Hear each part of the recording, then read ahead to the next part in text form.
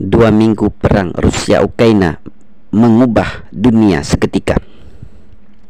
Rusia menginvasi Ukraina pada dini hari tanggal 24 Februari 2022, memicu konflik terburuk di Eropa dalam beberapa dasawarsa.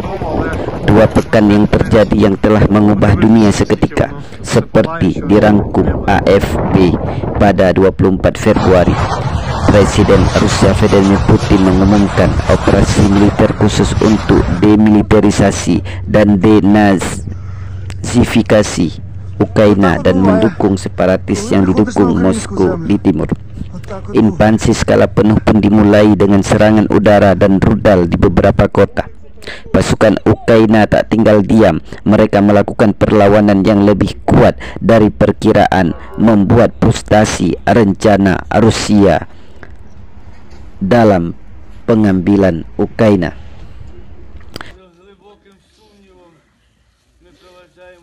Presiden Ukraina Volodymyr Zelensky bersumpah untuk tetap tinggal dan memimpin perlawanan dengan pasukannya yang macet. Putin menempatkan pasukan nuklir Rusia dalam siaga tinggi pada 27 Februari 2022. Atas invasi ini, Barat membebani Rusia dengan sanksi.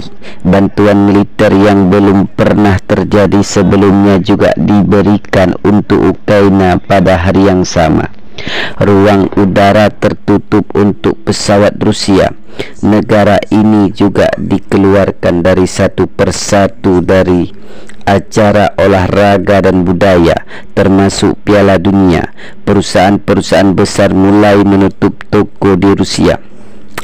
Invasi juga memicu pemikiran ulang radikal dalam kebijakan pertahanan Jerman. Berlin secara besar-besaran meningkatkan pengeluaran militer.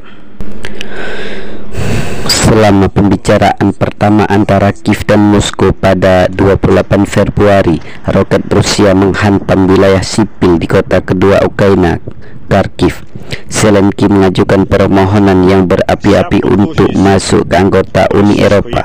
Beberapa oligarki Rusia pun menyerukan perdamaian di tengah rubel yang semakin runtuh. Pada 1 Maret, citra satelit menunjukkan kolom Rusia besar-besaran menghantam Kiev, tapi itu adalah kemajuan nan lambat. Pasukan Rusia jauh lebih berhasil di selatan, di mana pada hari yang sama mereka mengepung pelabuhan strategis Mariupol di Laut Azov. Moskow hampir menghubungkan pasukannya di Donetsk separatis dengan Crimea yang dianeksasi pada tahun 2014. Pada 3 Maret, seminggu setelah serangan dimulai, Kherson menjadi kota pertama yang jatuh ke tangan Rusia, dengan pasukan yang berbasis di Crimea bergerak menuju pelabuhan utama Ukraina, Odessa, di Laut Hitam dekat dengan Moldova dan perbatasan Rumania. Ketika korban sipil meningkat dan ratusan ribu orang melarikan diri dari setiap hari dari negara itu, Majelis Umum PBB sangat menuntut agar Rusia mundur segera.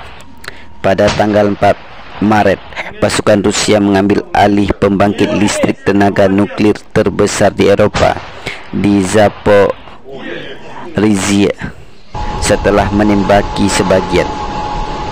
Pada hari yang sama, Rusia mulai memblokir situs berita dan penyiar barat, dengan media independen terakhir ditutup di tengah ancaman hukuman penjara 15 tahun karena berita palsu tentang perang. Banyak organisasi media internasional juga menangguhkan liputan mereka dari Rusia. Lebih dari 13.500 orang Rusia ditangkap di seluruh negeri karena memprotes perang. Palang Merah menggambarkan situasi di Mariupol yang terkepung sebagai apokaliptik, dengan ratusan ribu warga sipil tertangkap dalam penembakan selama 8 hari tanpa air panas atau listrik. Hari berikutnya gencatan senjata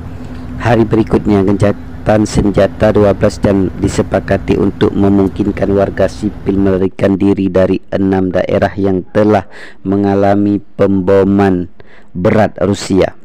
Rusia lalu menuduh AS menyatakan perang ekonomi setelah melarang impor minyak dan gas Rusia, dengan Uni Eropa memotong 2/3 dari impor gasnya. Zelensky yang menyerukan zona larangan terbang NATO untuk melindungi kota-kotanya tidak didengarkan.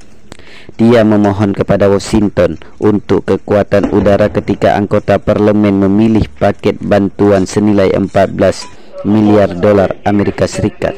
Hingga Kamis 10 Maret 2022, sekitar 2,2 juta orang telah melarikan diri dari pertempuran.